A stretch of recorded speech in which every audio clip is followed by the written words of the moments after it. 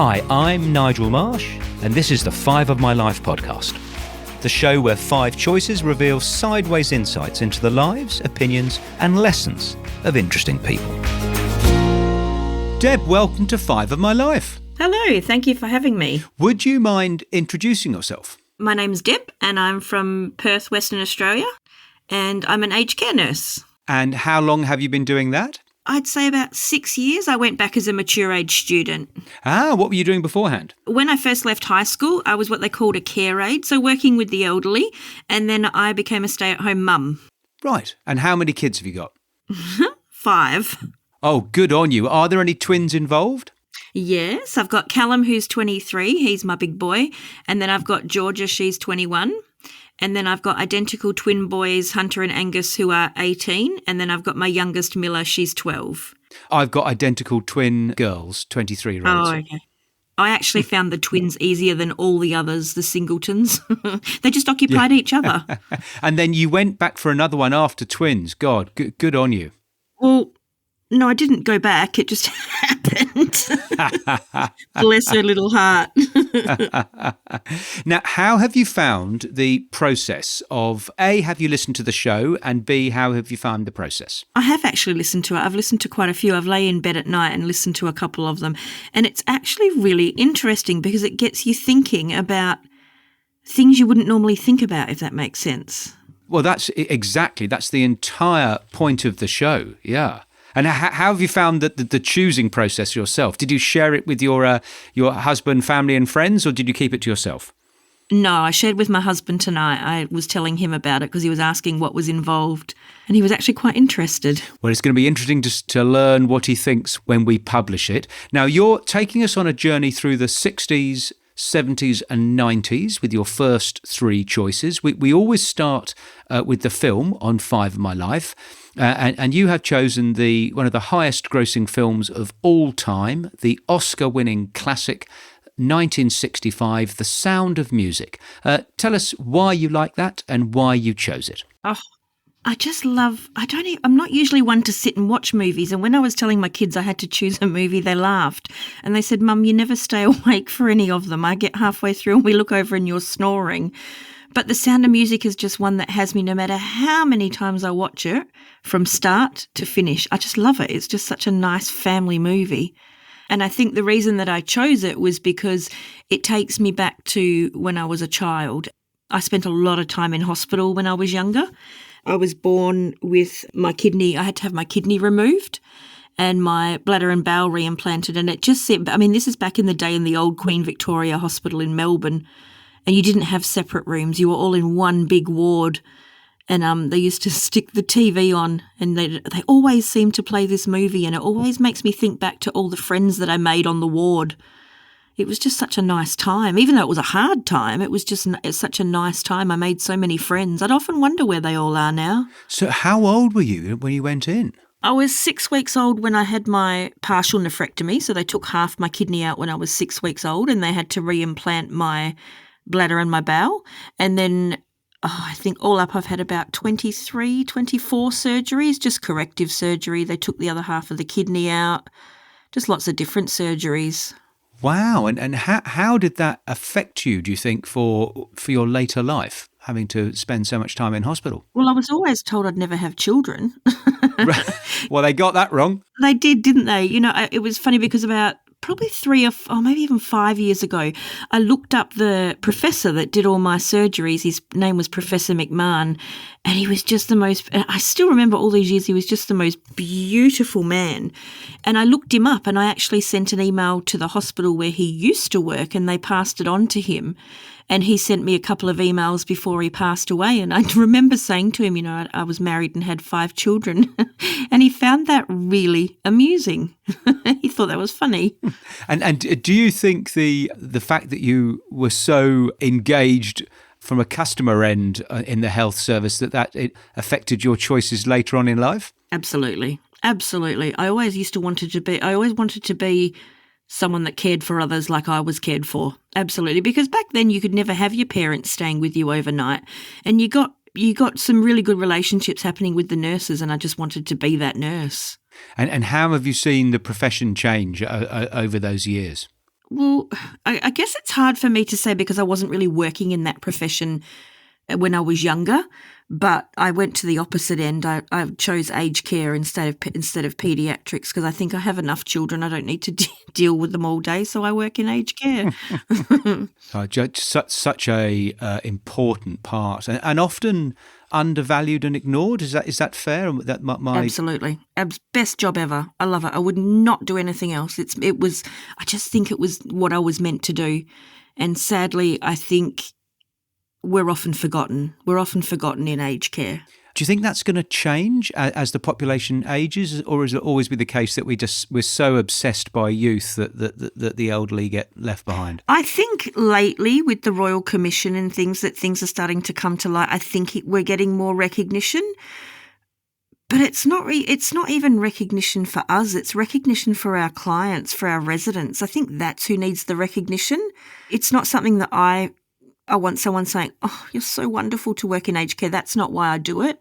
I do it because I find it's an absolute honour to look after people who have had their time on, like they've had their life and they've paved the way for us as we are now. And it's just a beautiful job. It's so rewarding.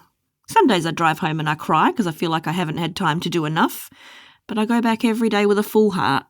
Oh, it's lovely hearing you talk about that, and it goes to the heart of what I'm trying to achieve with this show, which is reflective. It's people looking back on their life.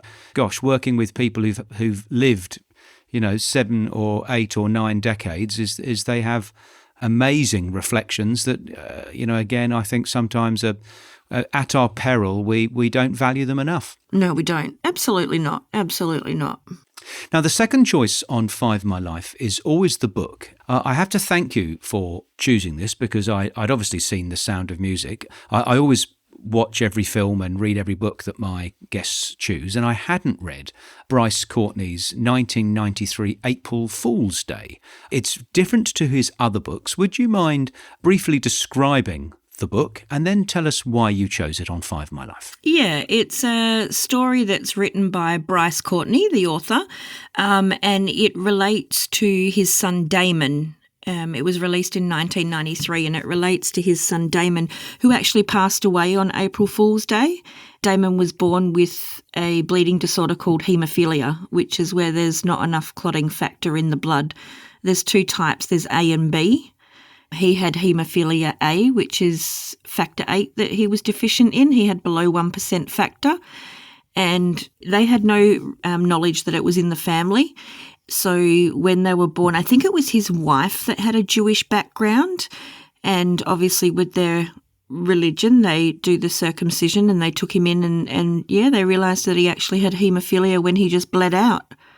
And they managed to get him back into hospital, and that was when he was diagnosed. But I guess it really hits home for me because we actually, all 5 of our children have haemophilia. Oh, wow. Oh, all 5? Yeah. When we were told that, because we never knew that my dad had haemophilia, but when we look back, he was never officially diagnosed. But I guess he died from a liver hemorrhage, so we're guessing that that's where it came from. And then when I had my oldest son, Callum was 4, Georgia was 2, and then we had the newborn twins.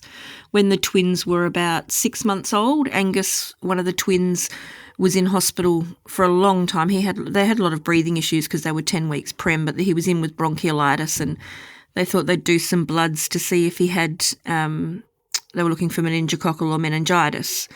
And they noticed that where they did the lumbar puncture, the actual wound site, or the site where they put the needle in, was oozing for a long time. It was a good day or 2. So they also tested his clotting factor. And I never forget the day the doctor came in and he said, "Oh, is your husband here?" And I said, "Oh, no, he's at home with my other 2." And they said, "Oh, we've just come in to tell you that luckily enough, Angus doesn't have meningitis or meningococcal, but he does have haemophilia. We'll send you," this is when we lived in Melbourne, "we'll send you to the Royal Children's." And then he walked out. And I had no idea. I'd heard of haemophilia. Apparently it's the royal family disease. And I thought, oh, I must be related to the royal family. But my automatic presumption was my children's life is going to be completely different to what I had ever planned for them. And then they said, look, obviously because the boys are identical, Angus has got it, so Hunter would have it.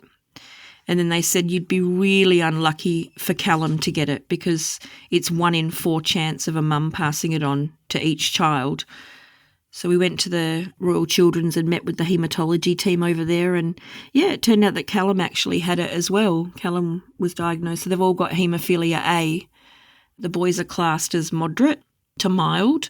And then it used to be probably up until, I'd say 5 to 10 years ago, girls always used to just be classed as symptomatic carriers. So they would show symptoms during that time of the month, or if they were injured, like it was a severe injury, but they were always classed as mild sufferers, but now they're actually acknowledged as being mild. So the 2 girls have got it as well, but they're not as severe as the boys, but they still have issues, but they're not as severe. I found the book very moving, thought-provoking and upsetting with how some of the medical staff treated Bryce's son. How have you found the system has treated you beyond the rather brutal way that you were told? Did it get better? Oh, we moved back here to Perth because my mum was unwell. So we moved back here. We were only over there for a couple of years. We went to Melbourne with 2 children and came back with 4. So apparently we're not allowed to go back to Melbourne ever again, my husband says. But yeah, we came back here and we went to what was PMH, Princess Margaret Hospital. And I cannot fault them in any way. The haematology team they were just beyond amazing. We had some really rough times back in 2015, I think it was. Hunter, one of the twins, they all got what they call inhibitors. So the treatment that they were getting, their body was thinking it was a foreign object, so it was fighting it, and none of the treatment worked. And I mean, that poor kid spent, I'd say, 250 odd days in 1 year in hospital, and the staff were just truly amazing. But I think, obviously, when you read Bryce Courtney's book, things have changed now compared to when his son was alive and the medical side of things that they went through. There was such a stigma attached to haemophilia at that time because now the boys and the girls, Georgia and Miller, they all get synthetic factor. So it's obviously man-made. But back when Damon was a young boy, we lost a lot of the haemophilia community to HIV because they were getting blood transfusions, and back then the blood wasn't being tested. So I think back then it would have been a lot harder because people automatically thought, oh my goodness, haemophilia means AIDS. And the stigma with AIDS back then was horrible, but it's all changed now. Would you mind describing what the treatment in your case actually involves and how it affects their lives? I mean, can they, I'm totally ignorant about it. They can't do contact sport, or they've got to have transfusions. What's it actually mean on a day-to-day basis? With the boys, it's when they had the inhibitors, Hunter had what they call a portacath inserted into his chest. And this was before I'd done my nursing training, obviously, and it sits underneath the skin. A lot of oncology patients get it as well. And then I was needling his port every day. So you were looking at like maybe a 3-centimetre needle. It's not nice putting that into your son's chest, but knowing that he needed to have it. And we did that for 12 months, and then he had the port taken out. So now whenever they need treatment, they either have it vein access, so through the veins, or they have it subcut in their stomach or their leg. They're on what they call demand now, so they don't get prophylactic. They don't have it in advance. They have it, touch wood, it doesn't happen very often, but they have it after an injury, or when they sometimes they don't even need injuries. There's been times where they'll wake up in the morning and say, Mum, my ankle's really sore, and you'll pull back the blanket and it's just huge. It's just purple. Bleeds can be spontaneous. So we just treat on demand for the boys, and then the girls have it whenever they're having that time of the month. They'll have an injection into their stomach, or if they're having any treatment, if they're going in for surgery or dental treatment, they'll have an infusion prior to having the procedure done. So you are some form of superhero. You have 5 kids and you work, and you're also dealing with that medical condition. I mean, gosh, it sounds obvious. Do you get tired? I know I'm talking to you at night, but I mean, wow. I'm very, very lucky that I have an extremely supportive husband. He's just a blessing, Pete. He really is. You know, he's helped keep the family together when I'm in hospital. He still goes to work and deals with the kids at home. But I'm also at uni as well. I've gone back to do my enrolled nurse to registered nurse conversion. So I'm studying as well. I'm insane, but I find when I'm not busy and I'm sitting still, that's when I think, oh my God, what am I doing? So if I keep busy, I'm okay. And the kids play a lot. And what is Pete's line of work? He's an operations manager for a metal company. Wonderful stuff. So, gosh, I'm in awe of you. I mean, I've got 4, not 5, but we've been blessed up until now with sort of with good health. And there have been times when I thought, gosh, I'm not sure I can cope with all these demands. So more power to your elbow. I think attitude has a lot to do with it as well. We've always said to the kids, and the kids' mantra is that they've got haemophilia. It doesn't have them. And they all play baseball. Georgia's won 2 gold medals and a bronze medal at the National Women's Championships. The boys all play baseball. Wow. Yeah, her and Miller, the youngest, they play AFL, that women's football. That just sends me into a cardiac arrest every Saturday, but I don't stop them doing what they love. They're resilient. They're really resilient kids, they are, for what they've been through. Very blessed we are.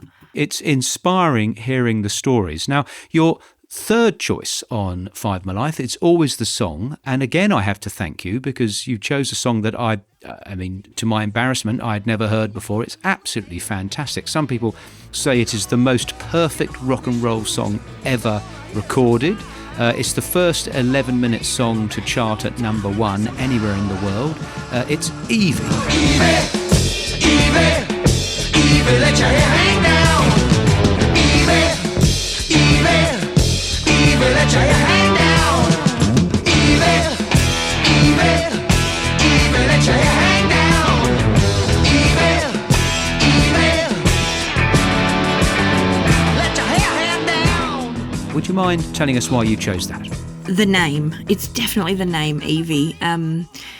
When I was in high school, I was in year 10 and I was doing my Bronze Duke of Edinburgh's award, and you had to do so many hours. I think it was 100 hours of community service or 50 hours of community service. And I chose to go to the local aged care facility. And I sort of spent the first few times walking around, talking to people, you know, fitting in. And then I walked into a room and I met this beautiful old soul, and her name was Evie. I still remember her so clearly. And she was born to the year. So when I was there, it was 1988 and she was 88. She had a daughter, but she'd never seen her daughter. She'd never seen her daughter? No, her daughter never visited. She was pretty much put in and left there. So I did my community service, and I'd go and spend my Saturday or Sunday with her. My dad would drop me off and come in and say hello, and we'd take her in for snacks from the market. And then it just got to the point where after my community service had finished, I actually kept going to visit her in my own time. Twice we brought her home for Christmas. She had Christmas with us, with our family. She was just the most precious woman I've ever met. But then when she became palliative, her daughter came back on the scene and she refused me to allow to visit her anymore. So I wasn't allowed to see her towards the end. But I knew that I had spent time with her and I'd given her some good times and we'd had some laughs and we'd done things that she wouldn't do otherwise. So she just sticks in my mind, that lady. And I actually think that that's what made me want to go into aged care. What a lovely but slightly sad story. And why did the daughter not let you see her at the end? I don't know whether she was afraid I was in it for something, or I just actually don't know. I never found out, and I guess it's better that I don't know, because I just remember all the good laughs we used to have. I'd take colouring in books and we'd sit and colour in for 2.5, 3 hours, or she'd get in a wheelchair and I'd take her for a walk, and she never seen anybody, that lady, for the 3-4 years I was visiting her. Never seen a soul, no one, no family, no daughter, nothing. And then when she became ill, she was sent to Royal Perth and I went to visit her once. And then the next time I went, I wasn't actually allowed in, and the nurse said, the next of kin's banned visitors. And I tried to get in touch with the daughter, but the nursing home passed on my number and she never called. And then when she got sent back to the aged care facility, it had been written down that I was not allowed to visit her anymore, and the staff were just as crushed as I was, but there wasn't much I could do about it. She knew that I loved her dearly. I think that's all that mattered to me. Talking of elderly folk, would you mind telling us about your parents? My mum passed away, how old's Miller? 12. So my mum passed away 13 years ago from multiple myeloma, which is a blood cancer. And my dad passed away, how old are the twins? 18. So my dad passed away 19 years ago from a liver hemorrhage. Bless him. My dad, when we were growing up, my dad had he had a drinking problem. He was an alcoholic. And then when never physically abusive, he was the most gentle man you could ever meet. But I think by the time my sister had my niece and she said, Dad, you need to stop or you're not seeing her, I think that sadly the damage had been done to his body. And he died of cirrhosis of the liver and a liver hemorrhage. Yeah, my mum was born in Scotland. She was the youngest of 17, but 2 passed away, so 15. And my dad was born in Yugoslavia. He was the oldest of 3. And how would you class your childhood, your early childhood? I spent a lot of time in hospital, but apart from that, I had a lot of close cousins. I had a good childhood. My sister and I were very blessed. We never had, I think a bit like my kids, we never had brand labels. We never went on fancy holidays. We went camping, but we had a good family upbringing. We knew we were loved. We never went without. We always had a meal on the table. I was blessed to have the parents I did. I really was. I love your attitude to life, Deb. It's very uplifting talking with you. The 4th choice on Five My Life is the place. And again, I'm very grateful because you're opening up a whole new world to me that I never knew. And this place is, and I apologise if I pronounce it wrong, Dwelling Up. Yep, that's it. Dwelling Up, yep. Would you first of all describe it, tell us where it is, and then tell us why you chose it on Five My Life? It's, I'd say, about an hour and a half south of Perth. I probably couldn't tell you because, like my kids tell me, as soon as the car gets turned on, Pete drives and I fall asleep and he wakes me up when I get there. So if we ever had to get out in a hurry and he couldn't drive, I don't know if we'd be able to get out because I snore the whole way. And it's a joke with friends. It's a national park and it's got a river running through it. It's just the most beautiful place to go camping. And we started going camping, I'd say 10 years ago with my best friend who's married to Pete's best friend. And then it's just grown. We have more people each year from the baseball club come down and we all put up our tents. It's a group joke between my best friend Kelly and I that every time we go camping, she will stop at the traffic lights or we'll stop at a petrol station. And every year there's a photo of me with my pillow, with my head up against the window snoring.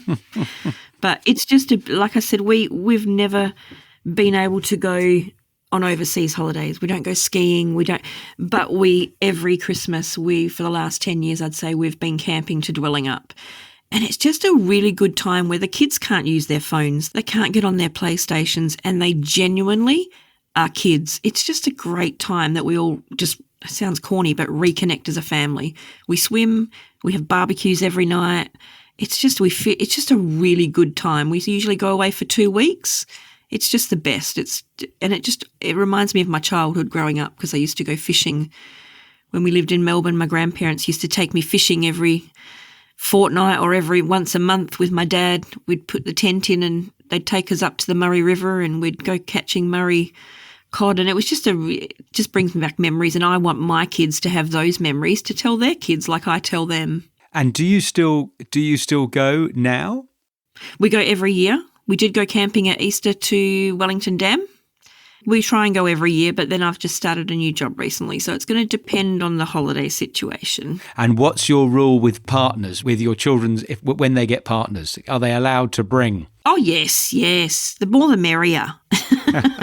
If I know my kids are happy, I'm happy. And they've all got good, the three of the older ones, they've all got really, really lovely partners. Callum's got a girlfriend, Georgia's got her boyfriend, Hunter's got his girlfriend, but not Angus. He's just started doing FIFO. So Money's his partner at the moment. That's his newfound love that he's got at the moment. He's doing FIFO, which is a nightmare for a mother of a haemophiliac, but he's enjoying it. So that's all that matters. Coming to your 5th and last choice on Five My Life, or the last of the 5, there are actually 6 choices, which I'll come on to in a moment. Your possession, you've chosen a gold ring. Would you please describe it and tell us why you chose it?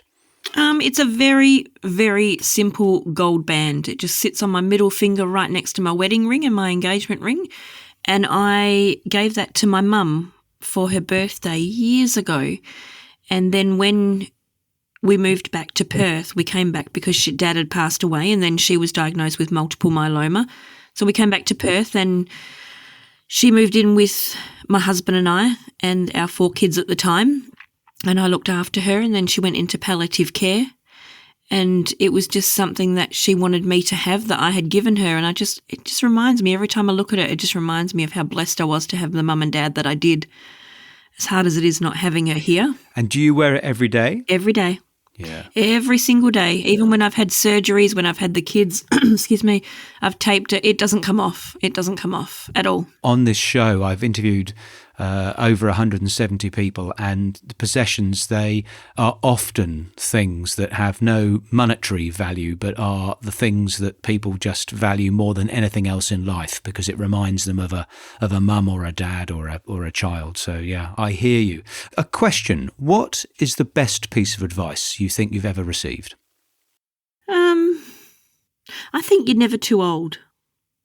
You're never too old, I think it is, because I remember when I was looking at going back to study, I was 38, I think I was. No, that was when I had Miller. I think I was 40, and I said to Pete, I'd love to go back. I've always wanted to do nursing.